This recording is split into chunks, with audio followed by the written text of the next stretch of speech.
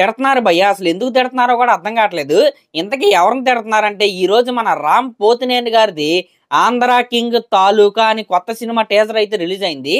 ఆ టీజర్ వచ్చినప్పటి నుంచి కూడా సోషల్ మీడియాలో అయితే ఈ సినిమా మేకర్స్ అయితే ఇష్టం వచ్చినట్టు అయితే తిడుతున్నారు. పోనీ ఆ టీజర్ లో ఏమైనా వల్గర్ గా డైలాగ్స్ ఉన్నాయా అంటే లేవు. పోనీ ఎవరినైనా కించపరిచారా అంటే అది కూడా జరగలేదు. అయినా సరే ఈ టీజర్ ని ఎందుకు ట్రోల్ చేస్తున్నారంటే ఆంధ్ర కింగ్ తాలూకా అని పెట్టి తెలుగు హీరోని పెట్టకుండా ఒక కన్నడ హీరోని పెట్టినందుకు ఇప్పుడు ట్రోలింగ్ అయితే జరుగుతుంది. అంటే మీరు ఆ టీజర్ చూసుకుంటే మీకు ఆ టీజర్ చూస్తేనే అర్థం అవుతుంది. ఆ సినిమాలో మన హీరో రామ్ గారు ఉపేంద్ర గారికి భయంకరమైన ఫ్యాన్ అని. ఇప్పుడు అందరికీ వస్తున్న డౌట్ ఏంటంటే ఉపేంద్ర గారి ప్లేస్ లో మన తెలుగులోనే నాగార్జున గారిని కావచ్చు, వెంకటేష్ గారిని కావచ్చు, లేకపోతే బాలకృష్ణ గారిని కావచ్చు, లేకపోతే చిరంజీవి గారిని కావచ్చు, ఇలాంటి సీనియర్ హీరోస్ ని ఎవరినైనా పెట్టొచ్చు కదా అని అందరూ ట్రోలింగ్ అయితే చేస్తున్నారు. అలా ట్రోల్ చేసే వాళ్ళందరికీ చెప్పేది ఏంటంటే మీరు ఇప్పుడు టీజర్ లో డైరెక్ట్ గా ఉపేంద్ర గారి కట్అవుట్ అయితే చూశారు. కానీ ఈ సినిమా షూటింగ్ స్టార్ట్ అవ్వక ముందు ఈ సినిమా ప్రీ ప్రొడక్షన్ పనుల్లో ఏం జరిగినాయో మీకైతే తెలియదు కదా. ఆ ఉపేంద్ర గారి రోల్ కి చిరంజీవి గారిని అడుగుండొచ్చు, వెంకటేష్ గారిని అడుగుండొచ్చు, బాలకృష్ణ గారిని అడుగుండొచ్చు, లేకపోతే మన కింగ్ నాగార్జున గారిని కూడా అడుగుండొచ్చు. వాళ్ళందరూ ఓకే చెప్పకపోతే ఉపేంద్ర గారిని ఈ సినిమాలో తీసుకుని కూడా ఉండొచ్చు.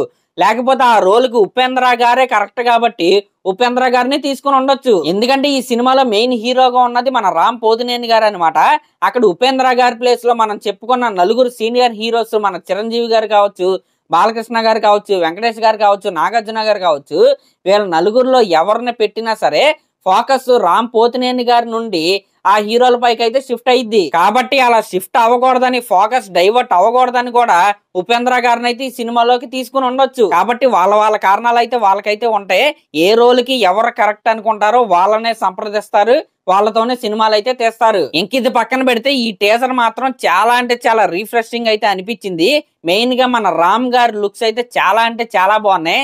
చాలా రోజులు అయితే అయింది ఆయన నా చాక్లెట్ బాయ్ లుక్ లో చూసి. ఇంకా ఈ టీజర్ లో నాకు బాగా నచ్చింది ఏంటంటే రామ్ గారి ఎంట్రీ సీన్ లో సైకిల్ స్టాండ్ అలా వేసాడు కదా, నిజంగా అదైతే నాకైతే చాలా అంటే చాలా బాగా అనిపించింది. ఇంకా ఇప్పుడు అంటే స్టార్ హీరోల సినిమాలకి ఆన్లైన్ లో అయితే టికెట్స్ అయితే బుక్ చేసుకుంటున్నారు.